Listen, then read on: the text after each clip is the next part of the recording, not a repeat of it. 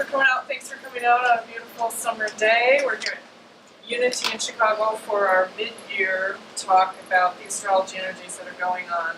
And since there are a lot of unique energies going on during the summer, just taking place now, it's a good time for us to check in and meet again and gather as part of our, we usually meet 2, 3, 4 times a year and do a series of discussions on the energies that are in play. And as usual, there's a lot going on. So when I begin these talks, I do like to sort of ground us in, well, why are we gathering in the first place? Why is it useful to talk about this stuff? And what is astrology and why that can be valuable? So I just have a few, as my tradition, a few introductory thoughts about what it is and why it's useful. So for me, astrology is a language of a living universe. It's the archetypal language of the soul. And somebody asked me once, what does archetype mean?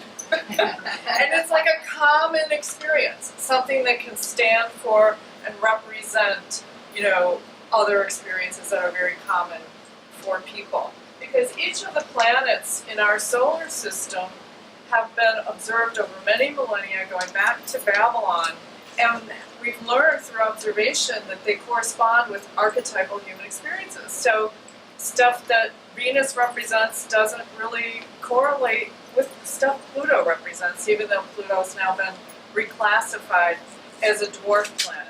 And yet each planet has a range of typical energies that it vibrates with and corresponds with. It's not so black and white or so very small. There is a range within which we can say, oh, that sounds like a Venus experience, or that sounds like a Venus expression.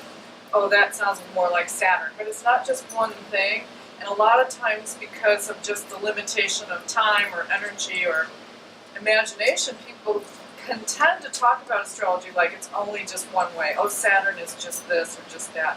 And I think that may be something that the public kind of gets turned off by. When someone talks about their astrology sign or some planetary thing, they only hear that one little slice, and they're like, how can it be?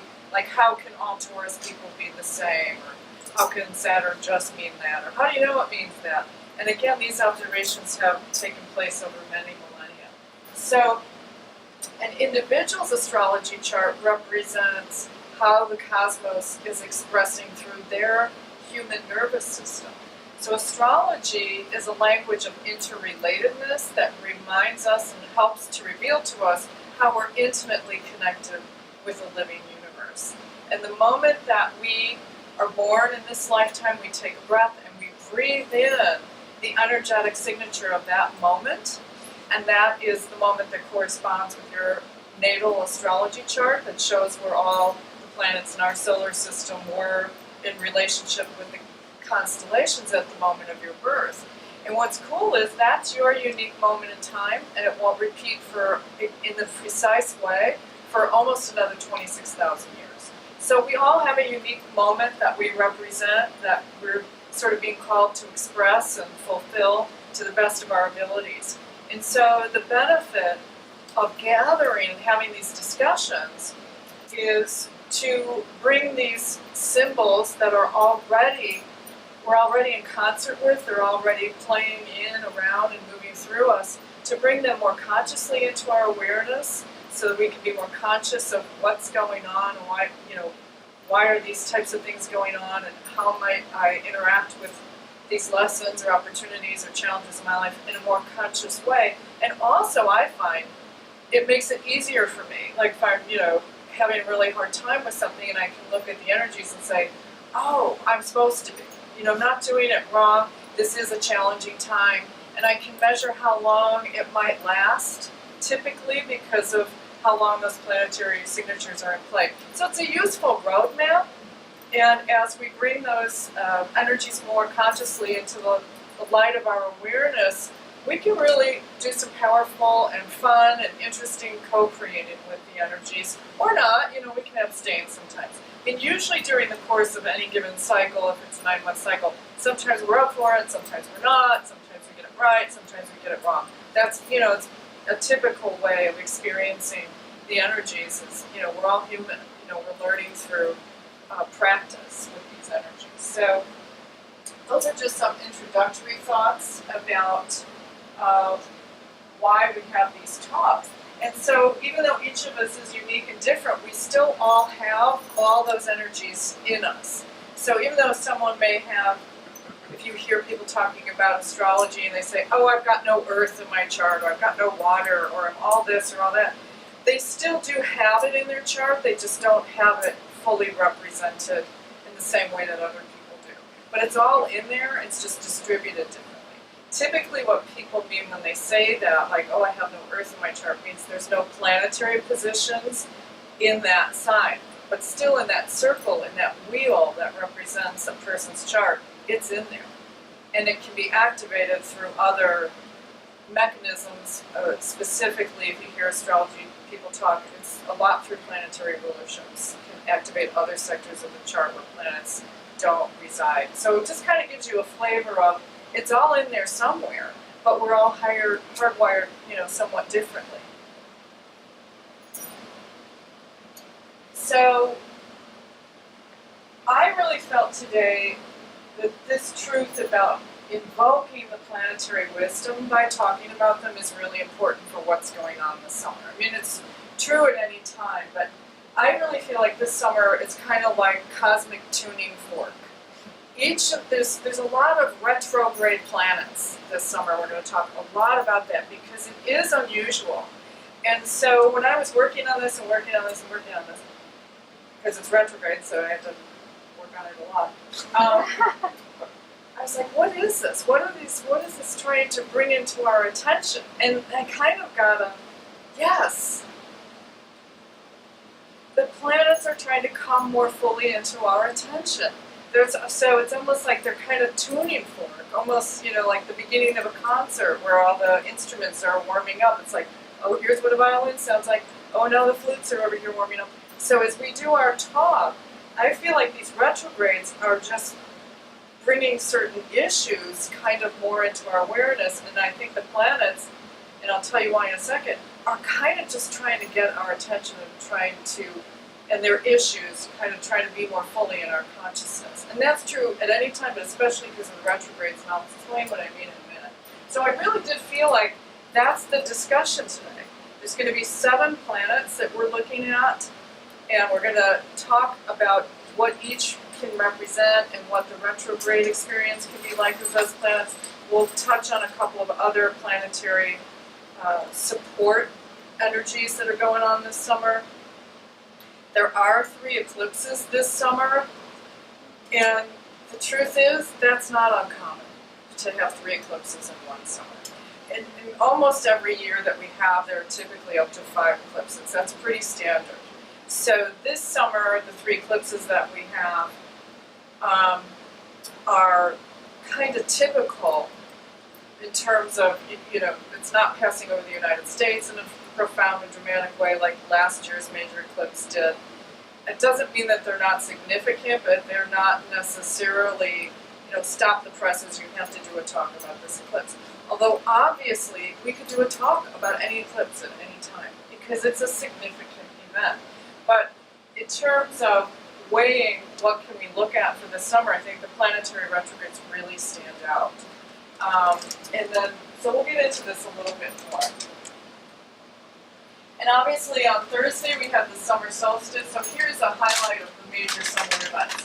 We had the summer solstice this last Thursday. We have what I'm calling the retrograde parade, up to 6 planets in retrograde all at the same time, very unusual. We do have 3 eclipses, none are visible in the United States. If we had time, I may show you some of what I thought was interesting about these eclipses and how they actually echo some stuff that's going on in the month of May and early June. Because there are some cool tie-ins, but there's just a lot to go over today. And then the cool thing about this summer is that while Saturn and Uranus are in the sky, they're both in Earth signs, and they're making what's called a trine relationship, which in astrology is considered a harmonious relationship. That doesn't mean that all of their expressions are happy and positive and joyful. It just means there's nothing interfering with their communication or their expression. they're able to come into alignment, and there's nobody saying, "Are you sure about that? What do you think about that? Maybe you should slow down." They're like, "Oh no, open channels of communication." So they can at times express if there's a lot of dysfunction going on and there's nothing there to stop it. So that's why, generally speaking, in astrology, we're like, "Oh, trines, that's good." And we kind of lean more that way, and I think that's accurate, but it's not the only way that two planets in a harmonious relationship can express. It's basically like there's nothing stopping these guys in terms of their ability to relate and connect, interact, and provoke one another, if you will. So, and we talked a lot about Saturn and a lot about Uranus in our January talk. Lots and lots. So there's a lot of good information about those on the blog when we posted the video from the talk in January, because those echoes are alive and well. And then Jupiter, which is in the water sign of Scorpio, is going to be in a harmonious relationship with Neptune, and specifically on August 19th. So my feeling about those two relationships is that they're kind of shepherding us along through these retrogrades. I do think they're kind of helping us a lot and offering a lot of cosmic support, like, okay, yeah, things are a little goofy, keep going. You know, I really had that feeling like they're kind of like, it's okay, like, you know, like kind of gently herding us through the experience of the summer. What was that clarifying question? You said trine, so we said that's harmonious because there's nothing interfering. It's 120 degrees, right. So it's a straight shot. It's like whereas a square, other things could get in. They're relating like this. An easy aspect. It's the square is like if one planet's here and one's here. Right. It's like they're connecting here in the intersection. So it's like two cars coming into an intersection at the same time. It's like, who's going to go first? You're both going to have to stop for a minute and think about this. And they kind of, you know, brush up against each other like, I'm going to go, no you, no me, no, rah, rah, rah. It's like, whereas trines, it's like, I got you, come on, let's go. All right, yeah, let's head out of here. You know, it's nothing, and same thing with a sextile, which is considered a beneficial. It's like, oh, this is interesting, isn't it? Yeah. You know, it's like, both of them, that's cool. So, I mean, the classic example is like if two people want to go do something really dumb, you know, like, let's go, you know, what would it be like to go jump off that roof? I don't know, let's try it. You know, it's like, there's nothing, nobody's standing there saying, do you want to think about that for a minute? There's no, that square relationship kind of is like, I don't know about that, that sounds kind of stupid. You know, it's like, there's nothing like that in the trine. It's just like, oh, okay. You know, well, but by the same token, it tends, I think, I still do lean towards the positive, I tend to think they bring out the best of one another. I do. But it's not guaranteed. And we will see all expressions of it. We'll see some positives, some negatives, some, you know, neutral expressions, but there'll still be expressions of those two energies combining in ways that are unimpeded. So here are the 7 planets that we're going to be talking about. And it's a lot of information to get through, so don't worry. If you're on the email list, I'll send you a PDF. But again, what I think we're doing is like tuning fork. We just want to kind of touch each one and kind of bring them more alive today in our consciousness, because I really feel like that's what these retrogrades are kind of asking us to do.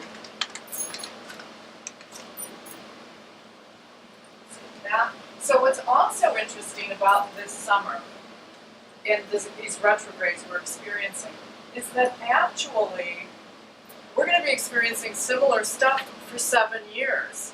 Last year, we had a similar cycle of no planets retrograde one part of the year and a whole bunch of planets retrograde during another part of the year. So we are actually in the second year of a 7-year cycle of these kind of extreme retrogrades, either nothing or a whole bunch all at the same time.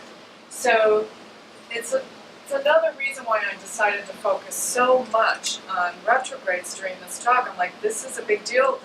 These 7 years, it's a big deal for us that this is happening. And it's very rare.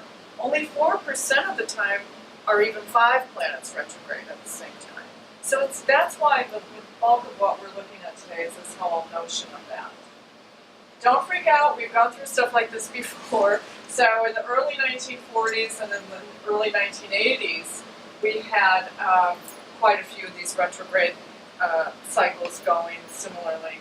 And in fact, in 1984, we had 7 planets retrograde at the same time.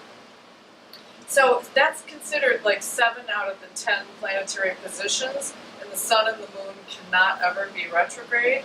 So that's a lot.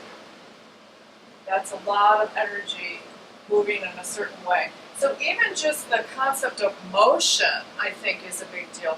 The tuning fork thing, I think, is big right now, and how we experience the motion of our lives, the momentum of our lives, and time itself is big this summer. And the eclipses sort of magnify any distortions in how we're experiencing time. So, what the retrograde means, like in the background, the energy. what retrograde means, thank you, is from the point of view of our existence here on planet Earth, a planet appears to be moving backwards. So planets do not actually back up and go backwards around the sun. But because the Earth is moving faster than some of the outer planets, it overtakes them in the orbit, and then as the Earth passes the outer planet, it looks to us from our vantage point like that planet's moving backwards. And the difference from when the inner planets, Mercury and Venus, move retrograde is just they're on the other side of the Earth between the Sun and the Earth. So generally speaking, it's just the appearance or an optical illusion that something's moving backwards from our vantage point. So why is that significant? Because we live here on Earth. And so we experience those energies, those themes, those archetypes, not in a forward direct manner. We can experience them as jumbled or dysfunctional or just more challenging. But I think the key to remember about retrogrades is planets only appear to be moving retrograde when they're closest to the Earth in their orbit around the sun. So that magnifies and heightens our experience of them because they're closer to us during their retrograde cycle than they are at any other point. That's why I was like, I really think they're trying to get our attention, and we need to kind of touch on them and kind of tuning fork, like just bring some awareness about these planets because they're so close to us all at the same time, you know, relative to at other times in their orbit around the sun. Does that make sense? Yeah. Okay. So it's an appearance of a planet moving backwards in relationship to us. That's what retrograde means. And these little RXs are not prescriptions. That's the astrological abbreviation for retrograde. So, for example, where you see March 9th, that's Jupiter retrograde at 23 degrees Scorpio. When I was preparing these slides and said them out loud for the first time, I'm like, there's no way I'm going to say all that. It's too much. Just even hearing what's going on is like, oh my God. So, again, you can have these. I'll email them to you if you're on my email list. But if we started talking about it, we'd all get cross-eyed. So, truly. So that's the benefit of reversing your talk. In February, no retrograde planets. Nothing. The first to turn retrograde was Jupiter. In March, we had our first Mercury retrograde cycle of the year. Typically, in a year, there are 3. Some years there are 4, but that doesn't happen too often. We had that already a couple years ago. And then in April, Saturn went retrograde. April 23rd, Pluto went retrograde. Just this past week, June 19th, Neptune went retrograde. On June 27th, a couple more days, Mars is going retrograde. In July, we will have 5 planets retrograde, almost 6, at the same time. So through July 10th, we have Mars, Jupiter, Saturn, Neptune, and Pluto all retrograde at the same time. Then Jupiter says, I've had enough of this, and it's, we call it stations when it kind of stays in one spot and then goes forward again. So it's kind of like they do this, and they recover a certain section of the Zodiac, So they kind of hover in the same part of the sky from our point of view. They back up, they stop backing up, then they go forward again. So Jupiter will stop backing up and then go forward again on July 10th, but 2 weeks later Mercury goes retrograde. So now we're back to 5 planets being retrograde at the same time. On August 8th, Uranus joins the show and continues its retrograde cycle through sometime in 2019, if you have to check the date. So we will have 6 planets retrograde for 10 days in August, from August 8th to August 18th. That's a big deal. During that time, we will have an eclipse on August 11th. And then after that, 5 planets will be retrograde from August 18th to August 28th. And then, so late August, we have all 4 of the outer planets retrograde at the same time. And then after that, we're down to 3. And then that's when we have Jupiter trine Neptune, Saturn trine Uranus. Of course, they're very close to being in that relationship right now anyway, throughout the summer. And then, in the fall, Venus goes retrograde. So we've said it all out loud, and that, I hope, gives you the sense of that there's a lot of retrograde stuff going on. Don't feel like you have to memorize that, or, I'm happy to send you this information. Therese, is that unusual that there's so many retrogrades? Or is it? Absolutely unusual that there's so many. Usually, remember how I kind of was like, we've got 2 eclipses this summer, it's not that big a deal. I mean, for astrologers, we're like, we're 3 eclipses, excuse me. We're used to that. It happens. Typically, in a given year, to have 3 retrogrades at the same time, we're like, yeah, that happens too. It's not that it's not noteworthy, it's just, it's not that unusual. But only 4% of the time of our lives or our calendar experiences in all of time do we have 5 planets retrograde. So 96% of the time, this is not happening. And we've got this cycle going for 5, we're in year 2, so we've got 5 more years. And again, I just want to do a little plug back to the January talk where I was like, the number 2, we're in a 2 year, we're consolidating, we're building. So here's another layer of why we're in a 2 year of a cycle. So it just harkens back to a lot of what we were talking about in January about we're trying to build on new changes. We're like in the second step of learning some things. And again, it's interesting because it stays in a certain section when planets are retrograde and they appear to be recovering their tracks and going back and forth. They're kind of hanging out in a certain section of the zodiac. Well, where's that section in your chart? What's going on? What's it activating? It's kind of hovering there longer. And again, the planet will appear to retrace its path. It's not really actually moving backwards away from the sun. That can't happen. And the sun and the moon never appear to be moving backwards from the vantage point of the Earth. There's something else. So the key phrases, the key things to know about, the key things to consider during a retrograde is to put the word "re" in front of just about everything, because we're reviewing.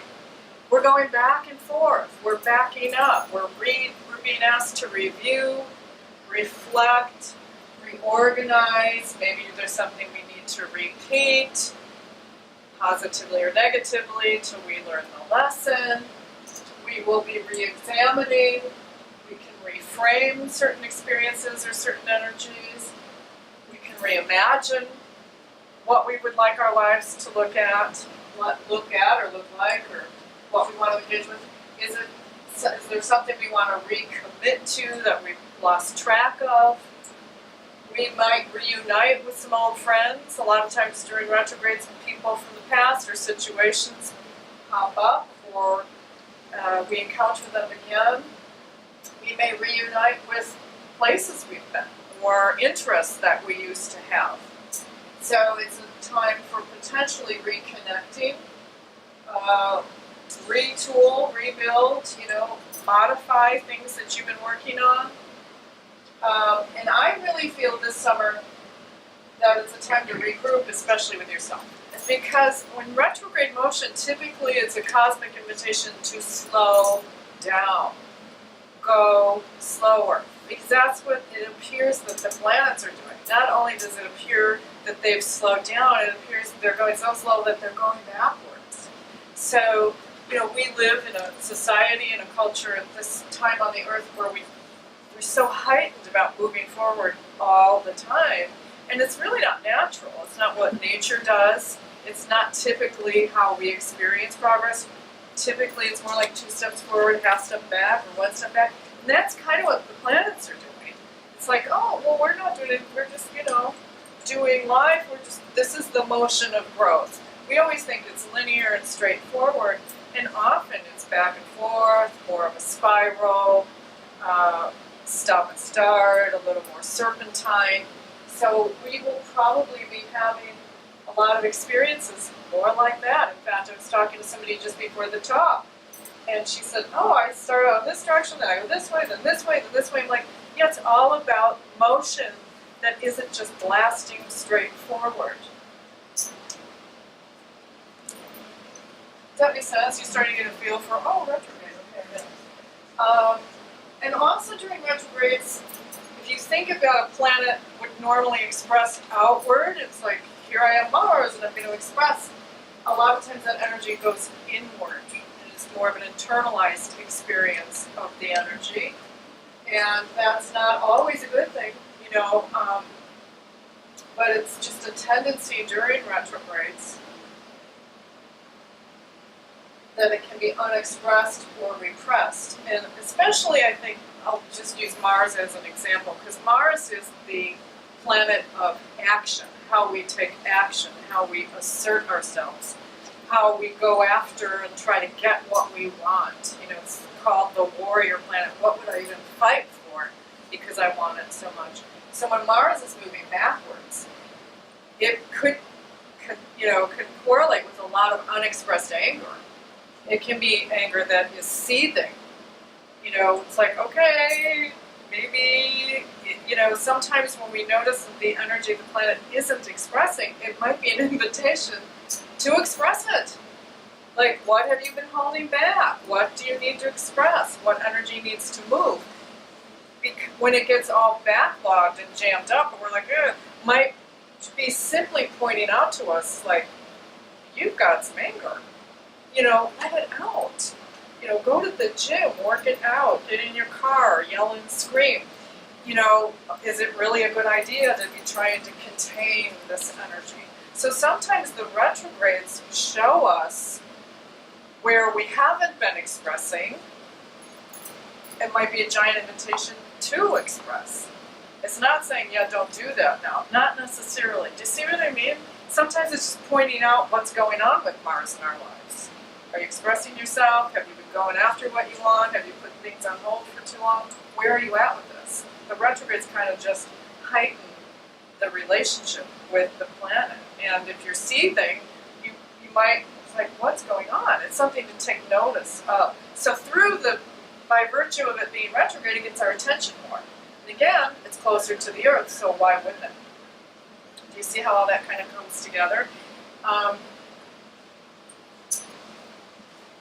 So another great way to utilize planetary retrogrades is to sort of hit the pause button whenever you can and start to clear some of the energy of the past. Clean a closet, clear some clutter, even if it's off like one corner of your desk. Don't underestimate, take some shoes to Goodwill. It's to clear the energy of the past. Well, who's going to do that unless there's like a giant invitation to even be revisiting and reviewing this stuff? So it's a great time if you want to kind of be working with the retrograde to review and, go through stuff and see if it's appropriate to let it go. And also, we may, because we're being invited to slow down, remember some goals that we had set for ourselves that we just got too busy to get to, or we started and then we stopped. So I will be passing out the quote-unquote homework from January, because why not review? It's like, were you able to get to any of the stuff? Here it is again. You know, that's what retrogrades are about. It's like, well, what about this or what about that? It's like, and it's not to judge ourselves harshly. It's just, it kind of is up for being looked at again. Like, do you want to get back to this? Remember you said it was important. Is it still important? What do you think? And to remember, life isn't always about pressing forward. It's a great time to focus on your inner life and inner reflection and to rest if you can. A lot of times we're just like, well, I might as well rest because, you know, this isn't working. You know, I'm trying to push forward and I can't, you know. The car broke down, but the dealer's broken. Oh, well, I might as well go visit a friend tonight. You know, it's like stuff that we just, like, can't push forward with. It's like we could stress, we could try and force harder, or we could just maybe ease off. A lot of times retrogrades bring that kind of invitation into our lives. So I think it's important to stay out of shame and out of coulda, shoulda, woulda thinking. Like if we're reviewing goals and priorities and promises we thought we would have had accomplished by now, just to notice where we are in relationship to those promises. Try not to beat yourself up. So those are just kind of general retrograde notions. And we'll kind of cover some of those more as we look at the individual planetary retrogrades. Again, the first planet that went retrograde was Jupiter in March, and I believe through July 10th. And it's not that uncommon for the outer planets to retrograde. Usually Jupiter, Saturn, Uranus, Neptune, Pluto will retrograde every year at some point.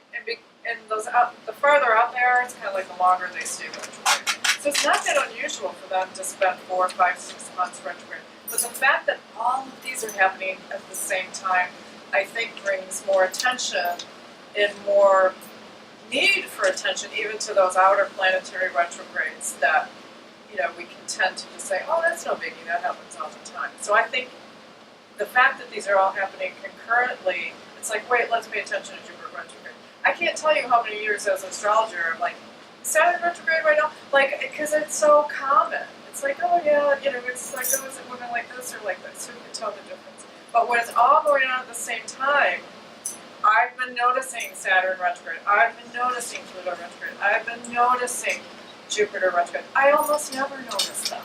You know, it's just so much more prevalent right now as part of the theme. So the retrograde keys, and even just general Jupiter keys, again, we're just tuning fork now. We could do a whole talk on Jupiter. So, and this will be provided to you if you can't take it all in, let it wash over you, absorb what you can. Again, my belief is that Jupiter's kind of like, oh good, they're talking about me. Like good, oh let's have some awareness of this. Jupiter has a lot to do with what we believe, what our beliefs are, what our belief systems are. It has a lot to do with more optimistic kinds of ways of viewing the world as opposed to pessimistic. It has a lot to do with faith, just in general, that something good's going to happen or something good will come out of this or there must be some reason we're going through all this. And it, you know, loves a good adventure, it's a planet associated with risk-taking and travel and seeing new things and having fun, and bigger is better and more is even better. And it's the planet kind of nothing ventured, nothing gained. And it's also the planet of excess. You can get too much into risk-taking, to, you know, happy all the time, which is always grounded. You can overdo.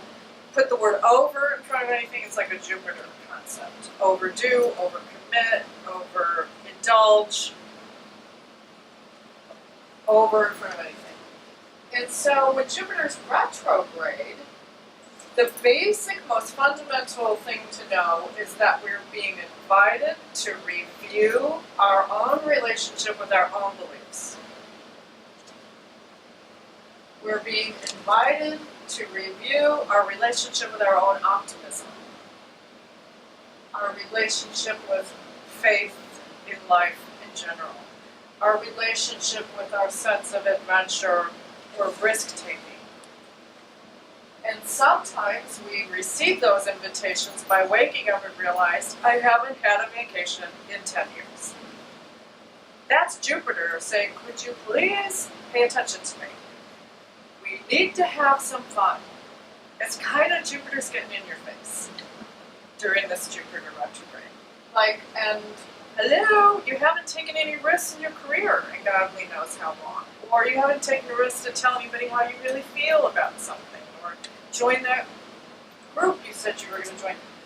Some people might say, oh my God, I just travel, I'm never home. You know, some people may have the opposite issue. Well, I'm addicted to risk-taking and I need to settle down.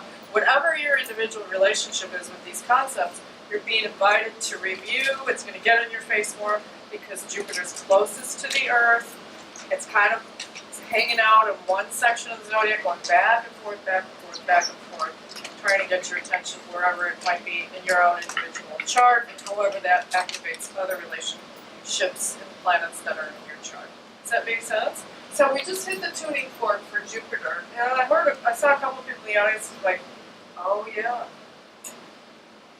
It's like, and I'm telling you, Jupiter goes retrograde every year. I might think, oh yeah, I need a vacation, and then I go right on, But this year it's like, no, I booked 2.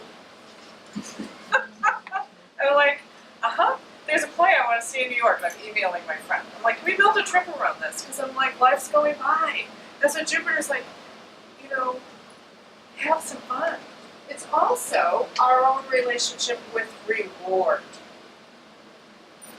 That's big. A lot of times we get stuff done. We're like, oh, yay me. Where's the reward? Did you, take yourself somewhere fun or, take the afternoon off or, go somewhere that you really enjoy or you just go, marshal yourself on to tomorrow's to-do list and again and again and again. Jupiter's like, dude, is there a reward here? What's going on? And because Jupiter this year is moving through the sign of Scorpio, Scorpio is a more intense sign, and so it is emphasizing these questions in a big way. Scorpio doesn't tend to ask things in a light-hearted way. It's more of an intense, like, who are you kidding? You've got to go on vacation. It's just more amplified. So the challenge can be with Jupiter moving through Scorpio is a lot of comparison thinking. Well, you only went on, one vacation and all your friends go 12 times. What's wrong with you? That could be like a Jupiter and Scorpio trying to get your attention. It's like, thanks, I'll let go of the comparison, but you made a good point. You know what I mean? So with Jupiter and Scorpio, we may be looking at some of these things, and at least initially or some way, kind of harshly. Like, what's wrong with me that I don't do, or I'm addicted to risk, or I never risk, or blah, blah, blah, blah, blah. It's like the point is to just notice what's going on and ask yourself what, if anything, you would like to do about it. Even just, reflecting on it is useful. Okay. What are the normal attributes of Jupiter? Again, it's about beliefs, it's more optimistic, it's more outgoing, it's more cheerful, it's protective, it's expansive. Those are the normal attributes? Those are the normal. And so when Jupiter's retrograde, it's getting our attention more, and it's amplifying those questions, but it may be amplifying them in a way that shows us how it's not working so well.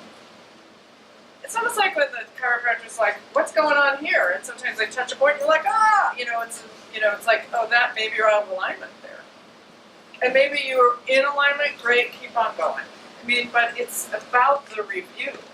It's about how are you, and I think a lot of our beliefs, with Jupiter retrograde, we're very aware of, boy, my faith is really being tested. I don't feel so optimistic. Normally I can be grateful about whatever blessing I'm having today. Sometimes Jupiter's showing us, like, it's harder now, isn't it? It's whatever your relationship is with faith and optimism. And a lot of times we're shown then, like, are you sure you have faith? Because it's being tested.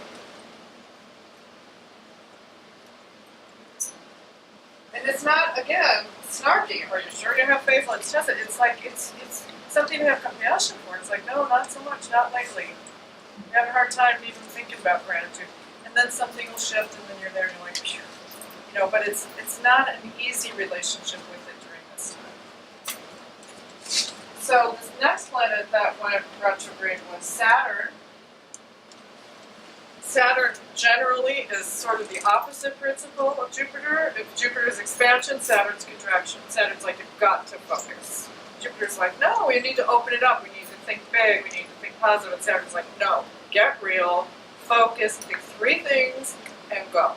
And again, we talked a lot about Saturn in the January talk, which is available on the blog if you want to check it out. Posted it back then.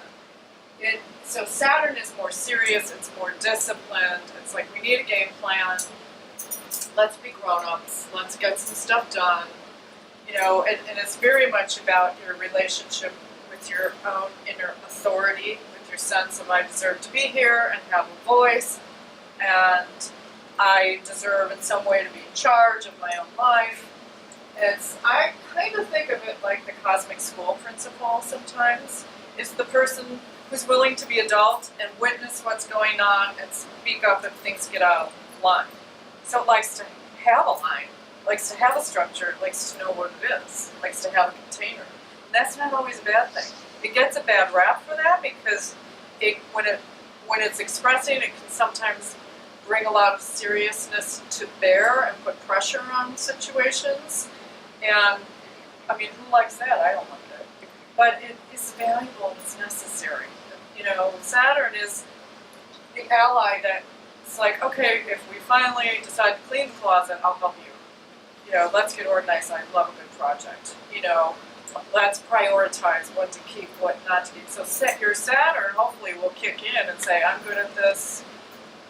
Let's go. You know, it loves to get stuff done. So it's nice when Saturn is like, come on, you got a good night's sleep.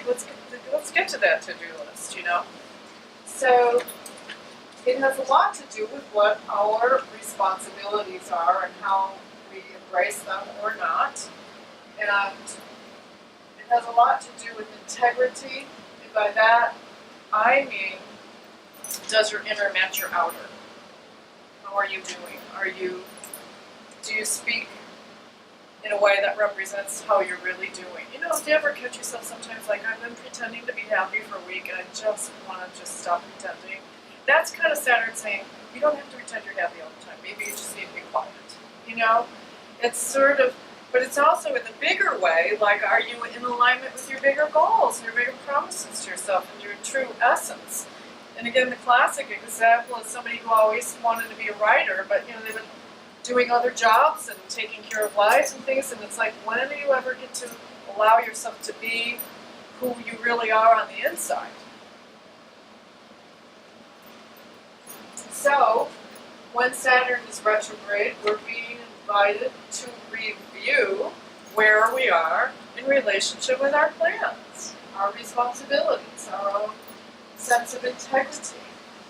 And it may in some way or other get in our face like, oh God, I've been meaning to take care of that and I've been putting it off for a long time. So Saturn retrograde, a lot of times we see what's been on the back burner maybe for too long. Certain repairs, certain things that really needed to get organized, you know, your relationship with your finances or your paperwork or, you know, your home repairs, stuff in the garage, things that you swore you would fix that you're like, oh God, I never did that. And now, Saturn's almost like, now is the time. It's kind of like, if you embrace this at all, there's often more willingness to look at it, because again, Saturn's closer to the Earth, so it's harder to turn away. It's like, just get real. What would it take to find out how much it would cost to repair that or take that? Could, you know, and then break it down. Like, could you just make a phone call and call the handy-dandy guy? Like, just take a step in the direction of it, and you're already doing a lot of healing on something that may have like, oh God, I don't want to look at this. Saturn helps us look right at it and, you know, be responsible. And sometimes this doesn't feel that good, but at least we're like, I do want to get to that. I have no idea how I'm going to pay for that, but, you know, I really do want to get to it. let me get some quotes, maybe I could start a savings plan, you know, conversations like that. Or I do want to tell this person what's really going on for me, so how can I do that in a responsible way? If there's things we haven't been voicing, or, you know, sometimes we give away our authority by not talking about stuff. So sometimes the way to get it back is to start talking about stuff more. So Saturn invites us through life experiences, like, to reclaim our own authority. And I said from parts unknown, because it almost sometimes doesn't matter if you know where did you drop your authority, when did you stop speaking your truth, but you just know you did. It's like, does it, you know, you don't have to know where you dropped it necessarily, you don't need to have to overanalyze it, you just maybe wake up with the general sense of, yeah, I've been holding back now, I've been withholding. If you find yourself like, you know, like you've been withholding and you're getting, a lot of times our energy gets really flat. You know, it just gets flat when it's too much Saturn for too long. I can't feel a thing. I have nothing to say. I am fine. That's, you know, oh, there's a meeting and people are being invited to speak up. I'm good. It's like kind of, that might be Saturn just kind of keeping you flat. Because Saturn does wait and watch a lot of times. And if Saturn's retrograde, it's like if you've been doing that too much, some people maybe could do it more. Maybe they need to sit on their hands and let someone else step up for a change. Sometimes that's a Saturn lesson. It's like, where do you need to not be the one taking charge of everything? So what are you really responsible for, what are you not? That's a big one for a lot of people. When you say speaking your truth, you mean giving your opinion or expressing how you really feel about something? Sure. Is that what you mean? Either one of those. She was asking, Lord, what do I mean by speaking your truth? Whatever is authentically you, whatever you feel you've been withholding, like, it's usually an awareness. Saturn brings the awareness of, I'm withholding, I'm not speaking up, I'm bottled up. So I can't answer for someone else what is that energy that you're withholding. But it's an awareness, like, well, It might be gotta not- find, it might just be like, yeah, I mean, feelings about how you feel about something, or what your personal opinion is about something. yeah. It can be sometimes as simple as, I feel tired, I can't talk right now. But you take the call anyway. It's like, why did you pick up the phone? It's like sometimes when you're just not listening to your internal guidance. And usually a lot of times Saturn will feel like that, bottled up, like, I'm stuck in this container. So a lot of times that means we've been holding back too long. So for some people it might be like, I have an opinion about that, and you're like, really? And I can't answer for you. What Yes. is it that's been bottled up? Right. No, I didn't mean like that. I meant like, what did you mean like? But example? speaker, sometimes when I feel like that, I'm like, oh my god, I have not been talking to anybody. And so I don't know what needs to get spoken. Talk about my feelings, talk about my day, talk about what I was upset about. Well, you Write a letter to the alderman. You answered my question because you gave an example too of somebody who's really not being that public, aware of their own boundaries. Like they took a call when they didn't feel up to it Yeah, because they didn't honor their own need for peace or whatever. exactly. Saturn is boundaries. And so, but boundaries come from within, don't they? I mean, your boundary could be different from someone else's, but can also change day to day. And so Saturn's usually the energy that's trying to get your attention that's like, let's say no to that, or I'm not available for that, or here's what I'd rather be doing, or I need my time for this. I don't have time for all this other stuff. That's the Saturn voice that maybe has been shunted to the side. Thank you. Thank you. Good question. Okay, so does this all making sense? We're rolling along. Should we roll along with a couple more? We can take a break after we roll along a little more if you want. So this is planet Pluto. That was the next planet that turned retrograde in its motion. I still call it a planet. I'm not going to call it a dwarf planet. It may be a dwarf planet. I'm not going to call it that. It retrogrades every year. Typically, you can see like 5 months. It's a long time. And again, a lot of times, it's like, oh, it's Pluto retrograde, whatever, because it's such a slow mover anyway. But with all this other stuff going on, I think we need to take note more of Pluto. Because Pluto will stay in one section of the zodiac for a long time anyway because of how long it takes to orbit the sun. So, but when it's retrograde with all this other stuff going on, it has an effect of just heightening everything. Because Pluto is like it's just like a potent energy. It is the energy of power itself. So it is associated just in general with the energy of intensity, intense anything, Pluto. And for the Scorpios out there, it's your ruling planet, and you're like, oh yeah, I got it. I know about Pluto.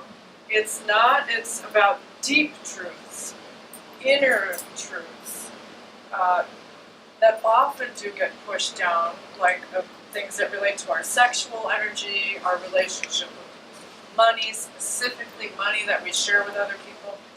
Even this, you can see how complicated these energies can be, like, oh yeah, that can get juicy, that can get deep.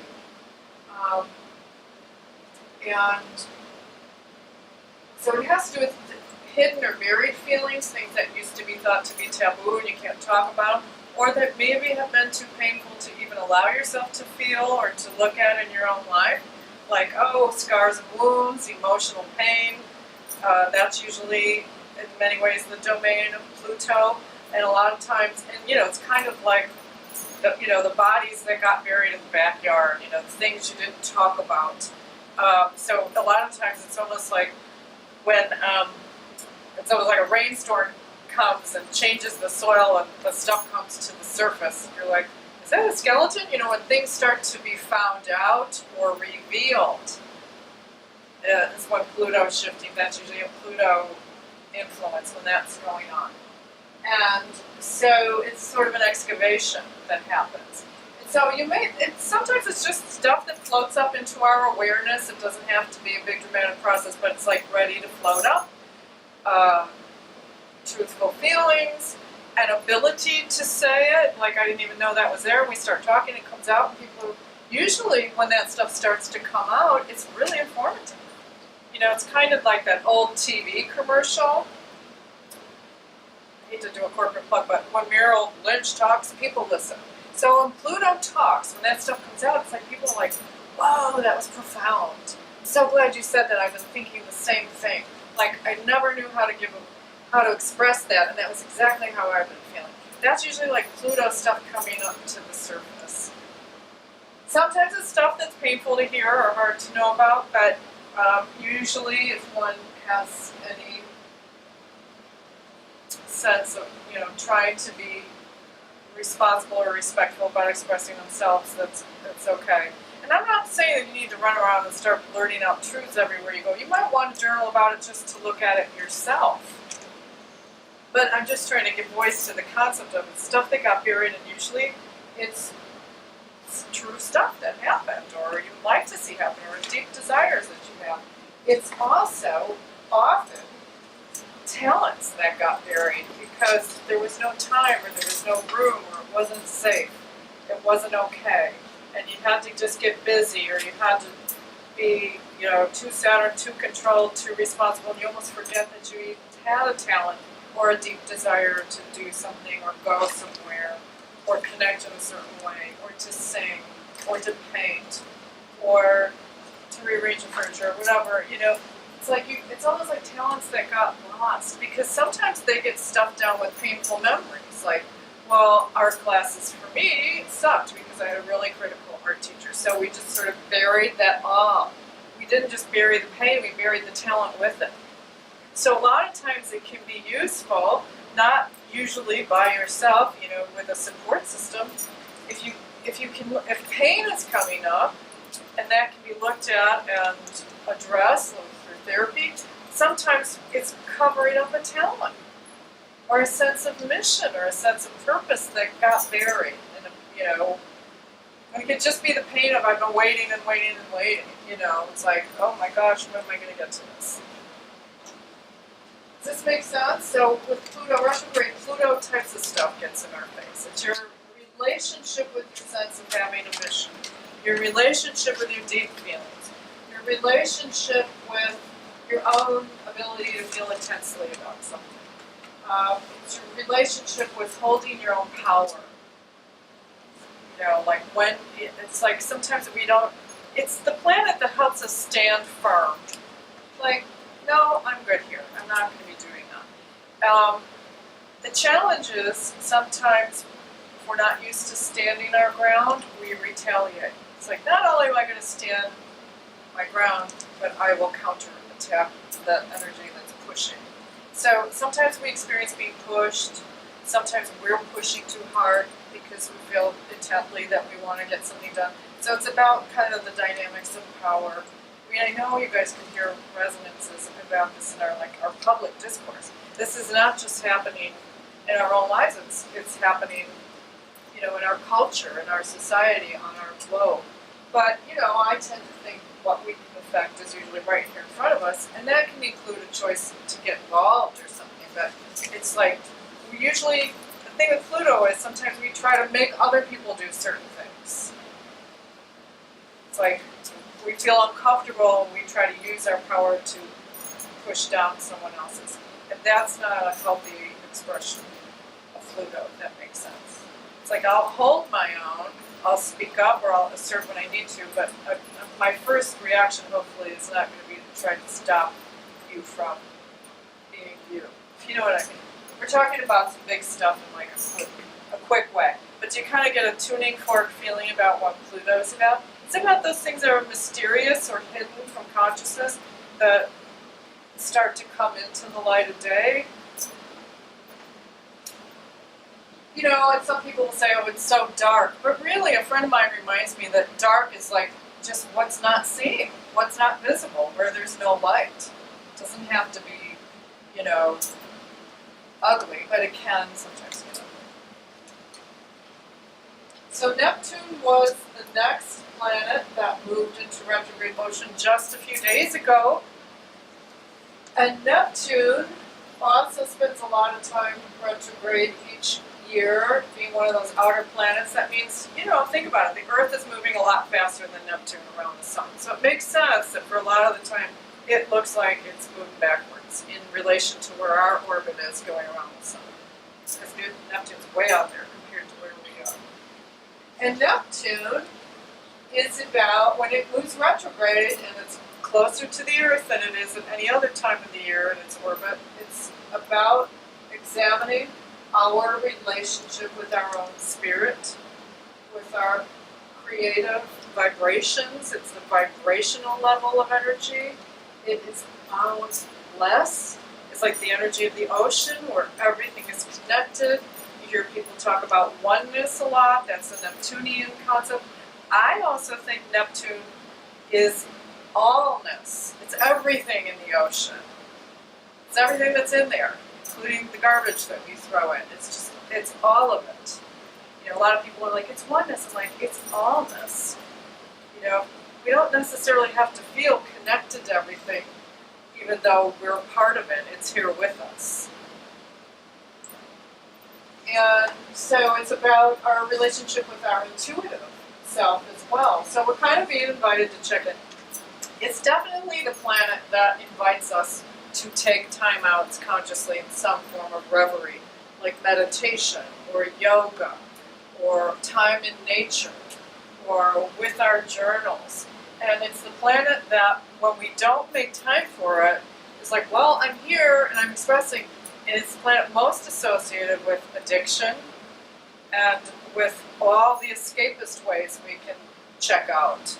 If we're not giving Neptune a healthy way to have reverie through art, through meditation, through silence, through, okay, my time in the kitchen cooking and chopping the vegetables and just kind of communing with myself in a reverent way, Neptune's like, well, I have to do something. So then we might find ourselves in front of the TV for like hours at a time. You know, just numbed out. Because it's usually the sign of an underserved Neptune. Neptune also can, if it's not functioning well, we can get very spacey. You know, like when you're walking around the house, like, what was I looking for? You cannot remember why I walked in the living room. That's usually Neptune. Where are my keys? You know, like you're walking around the house looking for your keys, and you're like, oh, they're here in my hand.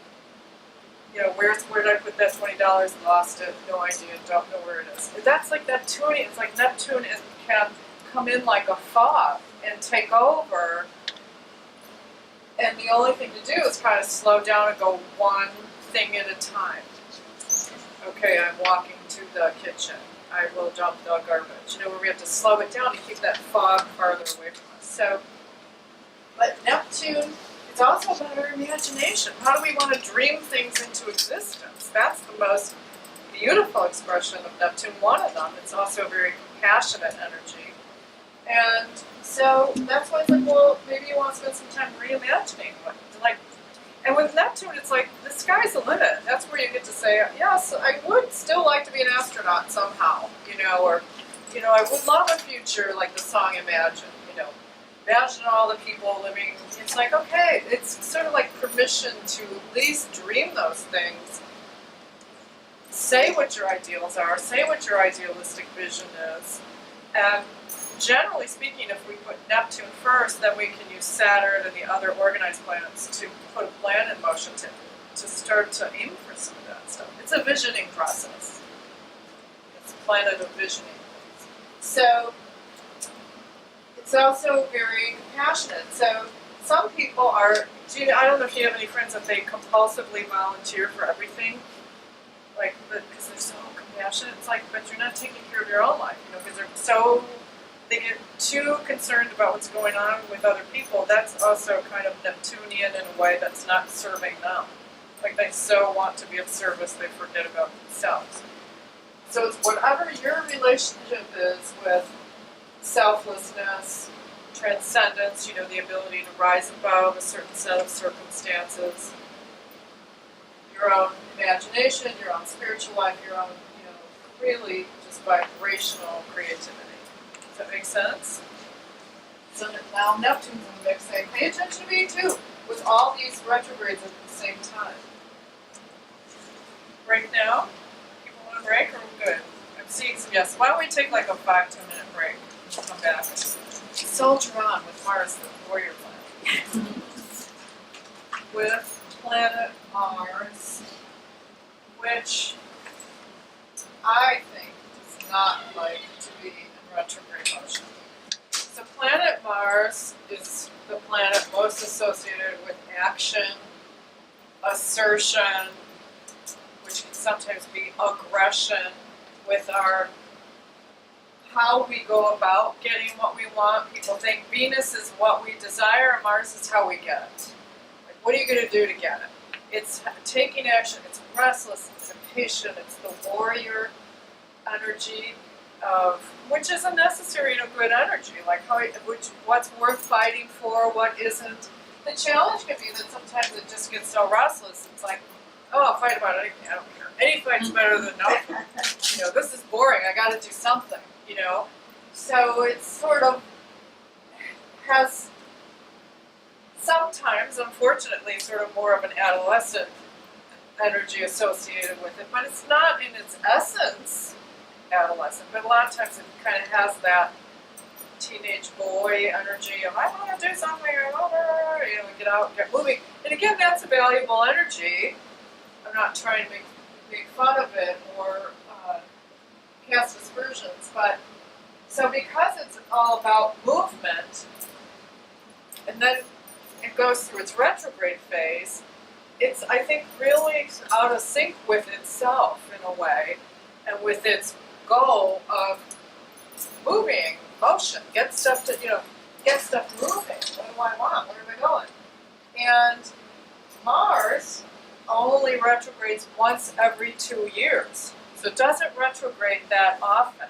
So, and because it's an activator, it's like a catalyzer.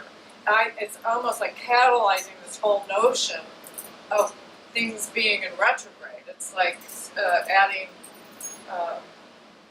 it's like when you turn the heat up on the stove, it adds more energy, it adds more heat. Mars is also associated with heat and fire and things that are hot. So it's like turning up the heat on the whole retrograde cycle that we're in right now. And the good news is that, again, when it's retrograde, the basic notion is, how is your relationship with, you know, things that you're trying to accomplish, that you want to get done, things that you say you want to do, that you want to get, that you want to have. It is about goals. Mars loves goals. Saturn helps us get them through discipline and efforts over time, but Mars is like, I want that and that and that, and I'm going to go get it. I'm going to go after it. And, you know, it's like an athletic energy. Think about how important goals are for professional athletes. Like, I want to take a second off my time between now and the end of the season. You know, those types of things. So it's your relationship with your own ways that you assert yourself. Are you asserting yourself? Do you have a tendency not to? Are you getting aggressive? Again, with anger, it can be, if you've been getting angry, do you find healthy ways of expressing it or letting it out through some form of motion? Mars needs motion. So it's really the energy that, like, it's not easy to contain, and generally often not a good idea to try to contain it. So it's like, oh, I mean, have you guys learned that? Like, oh, I'm feeling angry. I'll go for a walk. I mean, something's got to move. I'll go for a workout. I'll, go to the gym and punch the bag. I'll go to get in my car and yell and let it out.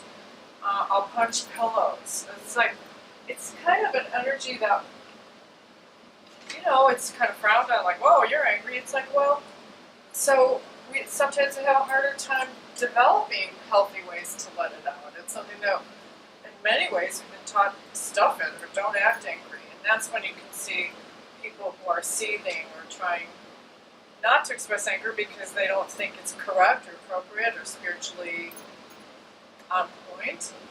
It's just energy. Mars is just pure energy. So is another way to think about retrograde energy that it gets distorted? It can. It can, but it doesn't mean that it is. No, but I really think the purest meaning of retrograde is it's closest to us. Yeah. It's like, here I am. That's what Hello, people I'm in your talk about, face. though. It's like We talk about it like it's a negative. dysfunctional. Yeah. Because a lot of times we notice it through dysfunction.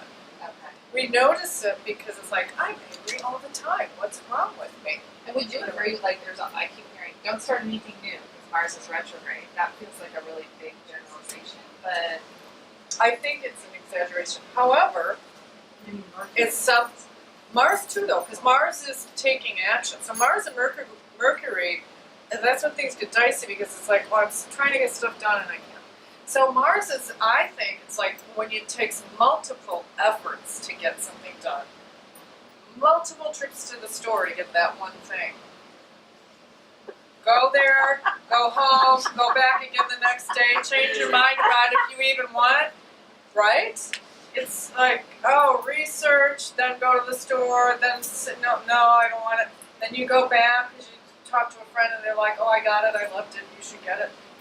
It's repeated efforts. It's why do I have to try 5 times to get my clothes to the dry cleaner? It's like, why do I have to keep, how many times you sit down to, like, preparing the talk, I'm like, oh my God, this is taking forever. Like it took me forever just to get myself to the chair, to start it. So it can be things that are just the effort to get stuff done can be, it's sort of a measurement, like, do you really want this? Are you really willing to work for it? So the benefit of Mars retrograde, sometimes because Mars can be so impulsive and doesn't follow through, it's like, no, I really do need to solve this. So if it takes 4 trips to the store and talk to the guy and measure the thing again, here I go. The challenge can be to allow yourself time with Mars. It's like, because you can get furious because you're like, I can't believe I have to go back to the doctor again. You know what I mean? And you're just like, oh, it's time for this. So you have to try to pace yourself, and that's what the part where Mars is. You have to kind of work with it because it's not naturally a patient energy. So it's like, but you can teach it. Like athletes, it's like, I'm working out again. Do I have to practice again? Yes. 5 more repetitions. Keep going. And now look at this. Officially, Mars has not gone retrograde, right? Where it's June 24th officially, it goes forth on retrograde from June 27th to August 28th. But y'all have been feeling this already, right? Multiple efforts, repeated attempts to do stuff. And that's because I wanted to use this planet just to briefly mention that there are shadow periods associated with retrogrades. Prior to the actual date that it turns retrograde and post, afterwards, there are shadow after. And that is nothing to get hung up on. You can basically remember, like, it's actually longer than the dates. If you remember, like, it starts sooner and ends later, you're, great. If you forget, that's okay too. But basically what happens is, so if Mars is trucking along and it crosses this threshold, it's still moving forward, but it crossed that threshold. It crosses the threshold where it's gonna move back to during its retrograde cycle. So it's trucking along, here's this, keeps going. And then when it backs up to that threshold and retraces its steps, and then comes forward again, keeps going. So those thresholds are the extended times. It's the full path of where it repeats itself and how long it takes to, because when it starts moving forward, it won't be all the way where it was when it started backing up. Does that make sense? So there's a longer, it's like track, where it's like already in the track, but it hasn't backed up yet. Then it backs up, and it takes a while to retrace its steps and then go past where it was during that zone altogether. So that's actually the pre and post shadows. So each retrograde cycle is actually, you can kind of feel it coming or feel it afterwards. And some people feel it more in the run-ups or the afters or the durings. Sometimes you feel it the whole time. But because I think, again, Mars is so noticeably about moving forward. Remember I said, our planets, whatever, we notice. I mean, Mars, we notice. It's only once every 2 years. It's close to the Earth during its retrograde. It's not that far away from us anyway, you know what I mean? It's closer than ever. And it doesn't like it. It doesn't like being retrograde. It's like, come on, I want to move forward. So we've been noticing its shadow more, is the point I'm trying to make. With Mars, we've been noticing it already, since May, right? Have you guys been having these experiences? And maybe you've been angrier. And maybe it's been pissing you off how long stuff's been taking. Or maybe you've been seething, like, oh my God, there's a line at the grocery store, and you're just furious, you know what I mean? And that's Mars. That's Mars trying to get your attention. And again, so patiently doing repeated attempts. And again, don't try to make yourself feel patient if you're not. But the purpose sometimes of a retrograde is to have us develop patience with a process. To have us develop the sense of it still needs to be done, I can't fight this, I'm just going to have to keep plugging away until I get it done, I might as well pace myself. So it's the development of that patience over the repeated efforts, or just continue to drive yourself crazy and be furious for weeks on end. It's kind of like, we start to catch on, don't we? It's like, oh my God, here's another thing that's taking 6 attempts, it should only take 1.5. It's like, oh, that's kind of Mars. So that's Mars trying to get your attention. But the cool thing is it also reunites us, remember, with, well, what do I want? I do want stuff. I do want to go here. I do want to buy that. I do want to brush up my skills in this area of my life. I do want to get better at this activity or this sport. Or I do want to speak up for myself more. Or what do I want? Mars is like, that's what's really trying. Yeah, I do want to get all this stuff done so that next year I don't have to deal with this, or a lot less. Or, Mars is like, well, what do you want? It reminds us, like, you can't pretend, it's not this, you don't want stuff when Mars is around us. I do want that. I want to go here, I want to go there. It reminds us, like, we're here, and while we're here, we usually want stuff, or certain experiences, or certain connections, or certain, we may have put something on hold a long time ago, and it's not really, Saturn might be the awareness of, like, withholding, but Mars is like, yeah, I know what you wanted. I know what you put on the back burner. I do want a date. You don't let me go out. You don't let me have any fun. So that's Mars. It's like, I want to play, I want to have fun, I want to have adventures, I want to get involved in my community, I do care about this issue, I am willing to fight for it. Also, I think with Mars, we might be saying, no thank you to certain issues because it's not my fight. It may be really worthwhile, but it may not be my fight. It might not be my issue. Mars is kind of like, this is my issue.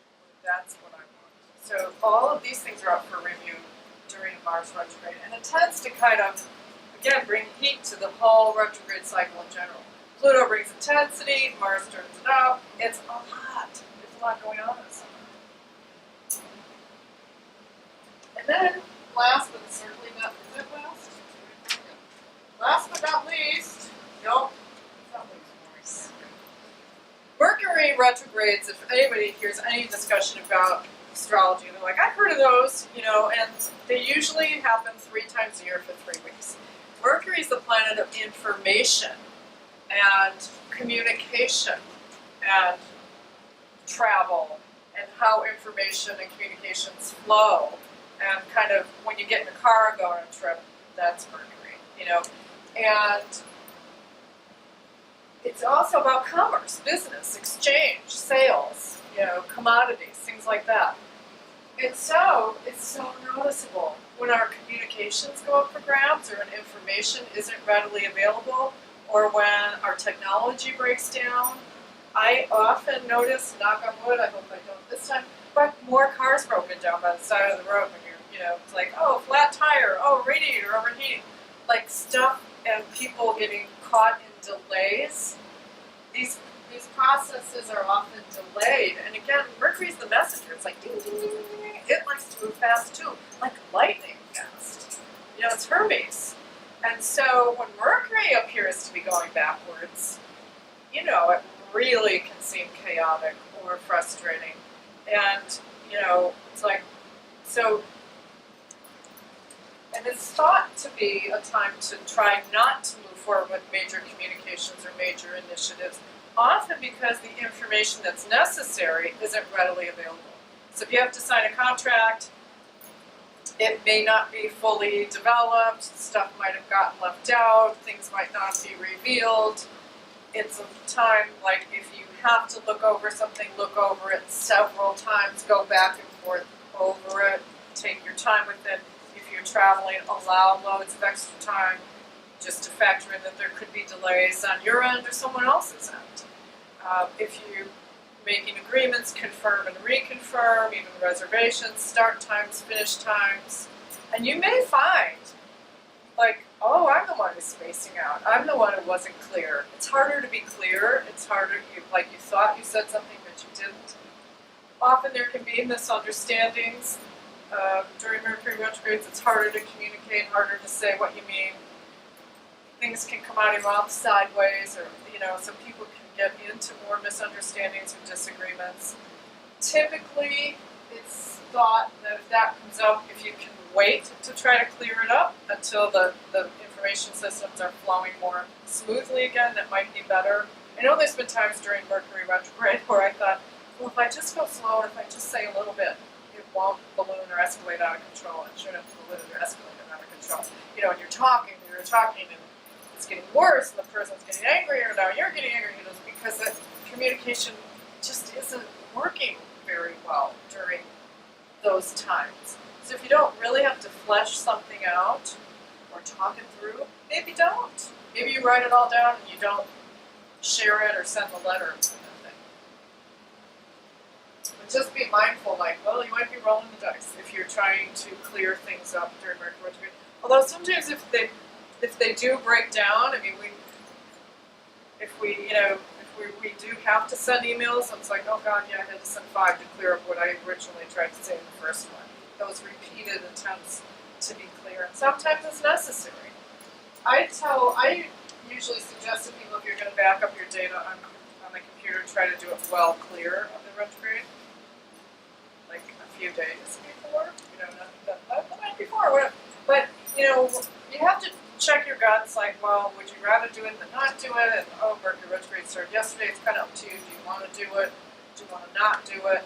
But these are the typical thoughts are get stuff backed up, take care of it ahead of time if you can. If something comes up in the middle of it that you don't have to address, you don't have to straighten out, maybe wait until the information is flowing more easily forward, and until you're clearer about it, the process will likely be clearer. And they happen all the time, we've all lived through them. I was born during Mercury retrograde. Does that explain what? It's like it's part of our lives. And again, it's the notion of we're not always meant to be blasting forward with stuff. And on the homework that I'm going to give you guys, which is basically just like useful summaries, so you don't have to try to internalize all this, there's some suggestions for each of these planetary energies, like just a quick sort of down and dirty suggestion. Maybe this, maybe this, maybe this. So there's some stuff for Mercury retrograde also. And Mercury retrogrades, I think, are really useful to know the dates. So if you want to take a picture, you don't want to wait, you want to get these dates, it's especially useful because it's so noticeable when Mercury goes retrograde. We do start to notice the effects. So July 26th through August 18th, give a couple days prior. I even put the shadow dates there. July 7th to September 2nd. Try not to freak out with how long it is. I mean, we live through these things all the time. But it is interesting to know, like, oh, it's longer than I thought. And to know, how the zodiac sign, Leo. Yeah, how do you apply that to your chart? Like, where is this in your chart? Okay. And it's interesting. It's kind of, look at this. It's retrograding back and forth over the eclipse energy points from last summer. So it's activating that. So you may be having a lot of similar thought processes or reflections on where was I last year during the eclipse and what's going on and what do I think about it and I made all these promises to myself to be more creative and more like Leo and more expressive, and you might be thinking about all that, or life might be showing you how you're doing with those processes. And again, we could have a whole discussion on that eclipse again, like what got stirred up in terms of the president of our country. We talked about why, this Leo energy could possibly be related to him and his chart, and then eclipses we had in February, what were people's response to a lot of stuff that's going on. So there's a lot that can be, but you might have planetary stuff in your chart at these points too. So, and generally thinking, folks born under the sign of Mercury, Geminis and Virgos, a lot of times this is a quote-unquote bigger deal for them. They can seem more affected during a Mercury retrograde or more annoyed by all the stuff that isn't working because they're so used to being able to function fast and maybe they can't right now. And again, sometimes people like me who were born during Mercury retrograde, I'm like, yeah, welcome to my world. I always have to confirm and reconfirm everything. Stuff typically can go haywire anytime I open my mouth. It's like, because it's just a life lesson. So, we all have these life lessons in different ways, is the point I'm trying to make. So Uranus, we talked a lot about planet Uranus in January. It's the planet that doesn't even look like, it doesn't move through its own orbital rotation the same way as the other planets do. It's a more perpendicular as opposed to horizontal. And so it is the oddball planet in a way. It's the planet that is nonconformist. It just doesn't like to do things the way everybody else says it should, or societal convention says it should, or we've always done it this way, and Uranian energy is like all the more reason to try it a different way. It is the planet that shakes up the status quo. It's the trickster. It's the rebel. And, the freedom fighter. It's revolutionary. And, somebody who wants a bigger vision and a better vision for a community or for a society. It's more about brotherhoods and sisterhoods and egalitarian ways of doing things as opposed to hierarchical ways of doing things. And so Uranus is hard, it's also very unpredictable. So it's hard to talk about or say what's going to happen when Uranus comes along. It's like, it's going to shake things up. It's going to invite you to look at change. What needs to be changed? And sometimes we don't know. And so it's like, great, just try something. Let's experiment with something. What sounds interesting? It's often processes of discovery, and we often discover by trying new things. So those are all Uranian principles, and when we hit that tuning fork, it's again, where is it? Closer to Earth than it usually is in its orbit when it's retrograde, along with all these other ones. So we notice it more, and it invites us to examine our relationship with our own inner trickster, our sense of, I don't want to do it that way, or I want to do this, I've always wanted to do this. It's your own authenticity, which it doesn't always mean, flagrantly weird, but it's just different and somehow departs from the way you think you should, or the way you told you were supposed to do it, the way your neighbors do it. You just don't want to do it that way. So, and you may have a desire. Sometimes Uranus is a not healthy relationship with rebelliousness. Like you're always the outlier. You're always the one who thumbs your nose at the way. Well, everybody does that. I would never do that. Well, maybe this year you want to do it, or maybe this year there's a group that you want to join that has similar interests as you, and so it's worth being one among many rather than standing outside the group saying, "Oh, I don't do groups. I don't. I'm not a joiner." Maybe it's like, well, I would, because they're growing gardens and I really love gardening and I want to be a part of that in my community. So Uranus is inviting us to look at our relationship with our own individuality, our own community participation, whatever that might look like. It could be a theater group, it could be, a choir, it could be Unity in Chicago, it could be whatever. People coming back to groups that were once meaningful for them, a return to a place where they did feel welcome, and they did feel like they could be themselves, or maybe questioning, have I ever felt like that, or maybe I'll start my own group, We talked a lot about Uranus in the beginning of the year. We talked a lot about how Gandhi was an example of Uranian energy in the 1930s and 40s, and certainly in his journey prior to that. But he was sort of, when people talk about the last time Uranus moved through the sign of Taurus, Uranus moved into the sign of Taurus on May 15th of this year, the first time in 76 years. A lot of times people will say, okay, 76 years ago, 84 years ago, oh, Hitler, oh, Roosevelt. And so I was like, wait, Uranus is about a third way of doing things, an alternative way of doing things. I'm like, well, what was Gandhi up to? And so we looked at that, and it was profound what he was talking about, what he was doing, and how the nature of his journey changed from an Aries expression, where Uranus was an Aries, to a more Taurus focus when Uranus changed signs. So we talked a lot about that. If you're more curious about, Saturn energies, Uranus energies, we talked a lot about those things in January. It's on the blog post from January on my website. So, does this make sense? When I wrote about trivial displays of nonconformity, it's kind of like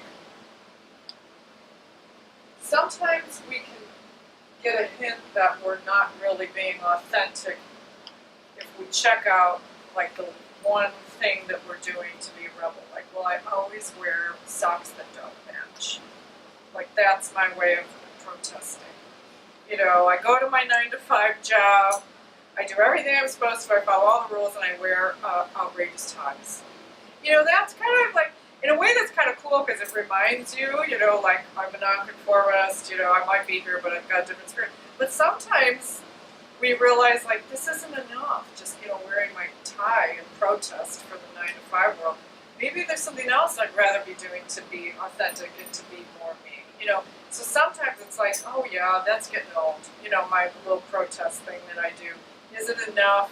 Does it still mean anything to me? Maybe you would stop doing it. Like, I don't need to do that anymore just to prove, I'm an individual. So it's like relationship with your individuality. And sometimes we notice it from those things that we habitually do different that are just worn out. Okay, I kind of want to skip forward. We could come back to, I kind of want to skip forward to the cosmic support stuff. Now that we officially have hit the tuning fork for all the planets that we're moving retrograde. So, during this time, remember I said Jupiter was trine Neptune, Saturn is trine Uranus, and I did feel like those were the energies that are sort of helping us. Like, keep going, we'll get you through the summer, we'll get you through all these retrogrades, keep going. Kind of very gently, like we're in a swimming pool, like flowing along, like, come on, stay, keep on. Very, it's like if there was a bigger dolphin kind of fish kind of getting the smaller fish through. It's like, it's okay, just go, no, don't swim over there, keep going. I kind of felt like that's what these energies were about. So Jupiter trine Neptune, they're both in water signs. Jupiter is about faith, confidence, optimism. Neptune is spiritual vibrations. It's very much about going with the flow. And trusting that there is a plan. And yes, reverie is a great, great thing, so make some time for it. It's about the art of allowing, especially when we're getting frustrated with Mars and stuff we're trying to get done and it's not getting done. It's like maybe it's not supposed to get done that fast. Maybe there's another rhythm here. Maybe there's another fluidity that is available to us that if we could get out of our heads and out of our insistence that things move forward, like you might notice like, oh, there's another rhythm here, there's another energy that's just gracefully moving me along. And even in those situations where we might be furious, like here I am back at the store again, can't believe it, and you might encounter some of the nicest people, like you can't believe, people of all ages, like, oh my god, they were so nice to me, they listened to me go through my whole thing, I would not have expected it from this person, and so we realize, oh, there's another energy here, a higher consciousness, a more compassionate spirit. We are all in this together. This person was really nice to me, and I'm clearly having a moment. We might have a lot more of those types of experiences, like, come on, you're taking this all too seriously. It's going to be okay. So it's sort of just what we need, that consciousness to wash over us. Now, there's other ways that it can express that maybe aren't so good. Like very addictive, very compulsive, very much in our fantasies. Like, oh my god, I haven't been this lost in fantasy since I was 27.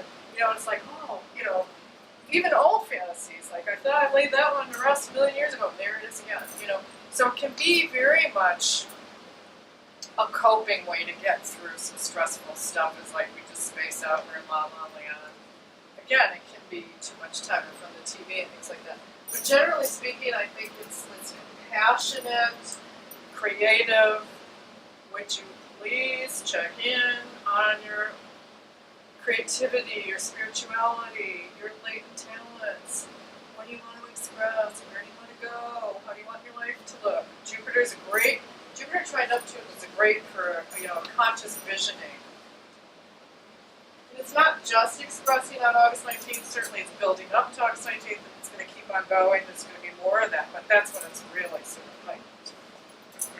And then Saturn trine Uranus.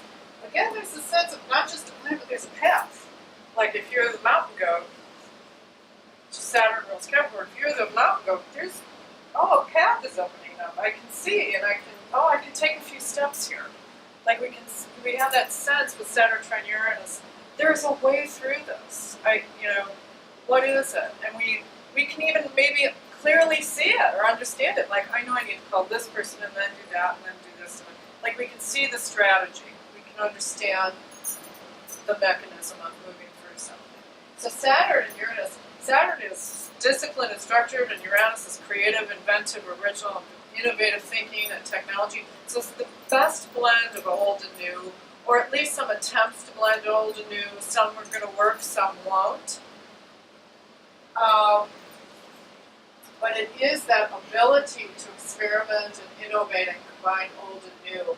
And again, we talked a lot about this in January, because it isn't just expressing now. Saturn is in, last year was expressing in fire signs.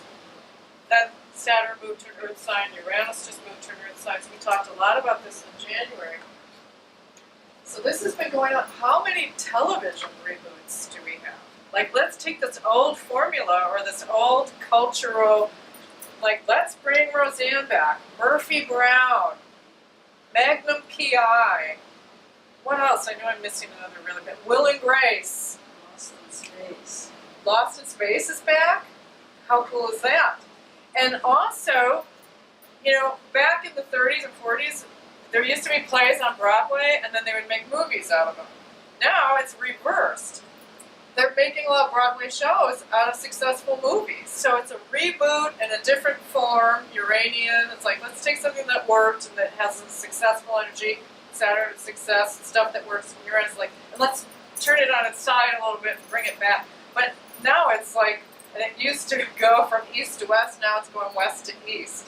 So that's just one example of many of, like, Saturn trine Uranus. What do you want to reboot in your own life? Could you take a project or a product or an approach and modify it to fit where you are now? Was there something, where were you in the 80s and 90s, something that was resonant for you that you maybe like to bring into blog form? You know, maybe a newsletter you used to do that you would now do electronically? Or is there, you know, just stuff to fix and update and modify and upgrade in your own life? You know, that's what Saturn trine Uranus is helping us with. And nothing else. It's like, you'll get through it, it's okay, keep on going. We're trying to help you. This is, you know, there's a purpose here, there's a meaning here. You don't have to stay stuck in the past. You know, Saturn, you can find your own Uranian way of moving forward and becoming somewhat more contemporary or plugged into a community, even if, you know, you don't want to get on board with whatever's super trendy right now. Even Ocean's 8, Yes, you know, they took yes. the guys movie Lots and of made it a girls. women's movie. Ageism is with, you know, the women, you know, it's like stuff, these successful women from another era, supposedly another era, they would have been left out in the cold in previous generations. It's like, oh, let's make the book club, you know, all these Oscar winners who are 60, 70, 80 years old, and it's a modern success. It's not a TV show, it's not on TV, it's in the movies. People are buying tickets for this stuff during the summer blockbuster season, you know? So that's kind of a reboot, if you will, in a really cool way. These women are interesting. You know, Grace and Frankie came out in the last couple of years with Saturn trine Uranus. I mean, that's great modern writing, and some people who know what they're doing in front of a camera have known for a long time. You know what I mean? It's kind of interesting blends of old and new. And talking about, you know, Grace and Frankie is a really funny show, but they're talking about ageism and important issues too. Now, I didn't mean to, you know, close this cosmic support thing on a downer, but remember, trines are not always just good. It's sort of, Saturn will express, Uranus will express, they'll express together. There's nothing, no checks and balances. So Saturn, again, is about boundaries, borders, containers, control. Uranus is about unusual. It can be really extreme. It can just blow stuff up in order to change it, you know. And so some would say that this behavior that we're experiencing with, you know, immigrants being separated from their families just for the sake of, you know, having boundaries and border control is too harsh, that it's not humane it's an unconventional way of enforcing a principle. It's not the only time we've done unconventional things or stuff like this has happened in human society, right? But I think it's just one expression of Saturn trine Uranus. Like, let's do something out of the ordinary to, contain a situation and make a point. It's, that's Saturn trine Uranus. Is, kids are being separated from their parents. In the past, that would have been thought of as, no way, that's you're crossing a line that we can't cross. But Uranus is like, hey, anything goes. There's no line. You know what I mean? It's Uranus can be coldly impersonal, and so can Saturn in some ways. Like, shoot, that's what's causing hardship for families. Who cares? We're trying to get something done here. So it's one example, and some people are in favor of it. A lot of people are thinking like that's a bridge too far, you've gone too far. But it's just a simple example, an additional example of Saturn trine Uranus. So, I kind of wanted, we've actually been going about 2 hours now, so I kind of wanted to close here knowing I could do a whole other talk on some other things. There are some resonances between the three, at least 2 of the 3 eclipses this summer and the earthquake activity in Hawaii in May that I noticed that I was like, well, we could probably do a whole talk on that. So just know that the pot is being stirred with these eclipses. Each of them has their own energy that we could probably do a 40-minute talk on easily. But none of them in terms of, astrological, you know what I mean? They don't stand out necessarily in the same way that last summer's eclipse did. So I kind of didn't want to, I really felt guided to, we need to kind of tune for each one of these retrogrades since we're in the middle of this 7-year, not the middle, but 2 steps into a 7-year cycle of planetary retrogrades trying to, be in our consciousness and help us work together with them and co-create with them. And if you want, do you want to talk through the homework together? 2 things about the soul homework. Since this is about repeating and retrograding and referring back to stuff, I am going to once again pass out what I passed out in January. So you can check out, like, how am I doing? I remember thinking I was going to do this, just to sort of re-cue or reflect, or it's just something to briefly look through and say, okay, I can set some goals there, or where am I with that stuff. So we're going to redo that because it's retrograde season. But then I have some very simple, again, just very basic tuning fork things about how to use retrograde energy, what's it about, and then each of the planets, and they're somewhat different from what we talked about. And then again, I think the eclipses can be useful for ritual, especially, like if you wanted, like when is the most opportune time to get quiet and to set my intentions and look at these energies and tune my own tuning fork. Why not do it in concert with the eclipses, which are new and full moons, which are good times for setting intentions and having ritual anyway. So they're extra potent, new and full moons. Happy to email these slides to you guys as well.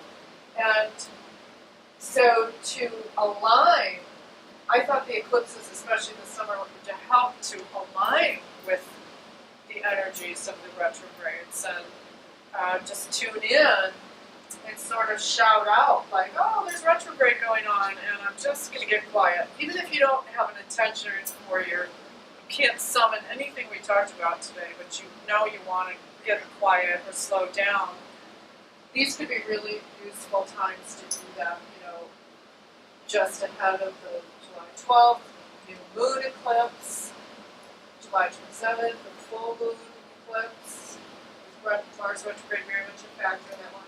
The August 11th eclipse, where I think we're going to be adjusting and adjusting and adjusting to some of the stuff that maybe got stirred up in the July eclipse.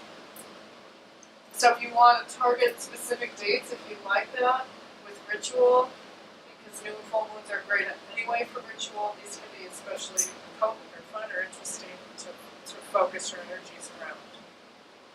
Were you going to say anything about Venus going retrograde, or is that on the sheet? You know what? I thought I would originally. It was in my notes, but that I actually gave a whole talk on Venus retrograde before, so I have video on that Okay. because she also doesn't retrograde That's what I very thought. often. Yeah. I think it's 18 months, but it could be even longer than that. I should know the top of my head. But there's video on that from a previous talk, and that's in October, and we'll probably discuss her retrograde motion when we do our fall talk, which we haven't set the date on yet.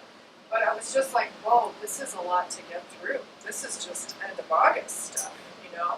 So, and then of course on September 20th we have the equinox. So the universe is serving up plenty, but I really felt like those planets are like, could you please hit that tuning fork, just pay attention, just bring some of these notions into your consciousness a little bit. Because it's like, we're here for you, you know? Pay attention to us, pay attention to these things.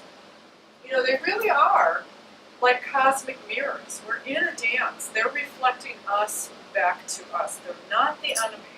So if we can, and often, even as an astrologer, I'm like, oh my God, I've got a Saturn thing, you're kidding, another one. You know what I mean? We can be in sort of resistance mode, as if they were out there, you know, they're just part of our own consciousness. They're reflecting aspects of us right back to us and trying to give us more tools and more awareness and more compassion for ourselves, because, you know, a lot of times during Saturn, I'm like, oh yeah, it is hard. You know what I mean?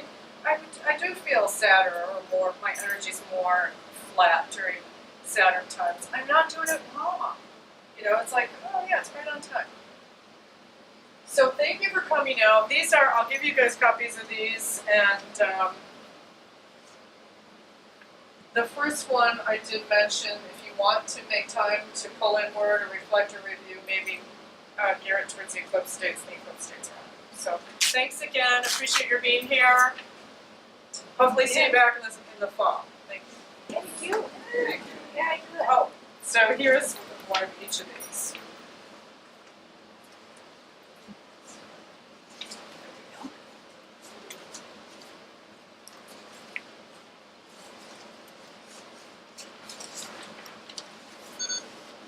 Oh, what I wanted to say, I'll just say this while you guys are talking. One of the quotes, remember I said, just to give you an example of what Uranian energy is like, and it's so hard to predict. One of the quotes from, you know, on May 3rd we had the first, there was an earthquake, and then the first volcanic eruption on Kilauea, May 3rd, and then the bigger one the next day, and it's continuing on. It's been rolling on for weeks. So I looked at the chart, and I was looking at what was going on, and what were people talking about. And again, that was only 12 days before Uranus changed signs. So Uranus was in a fire sign, moving to an earth sign. That's a big gear shift. We talked a lot about what that is. Uranus shakes things up, and folks have been thinking like, okay, Uranus goes into Taurus and shaking up earth things. Is it going to be more earthquakes? And so there's earthquake, but it was still when Uranus was in fire sign, you know, volcanic, fiery, violent eruption. And here's what, just one quote, like I found one quote and I'm like, oh my God, that's Uranus from moving from a fire sign to an earth sign. This one gentleman said, it was like if you put a bunch of rocks, earth, into a dryer and turned it on, a lot of earth and pressure and fire just moving around. That's Uranus in Aries, late Aries moving into Taurus.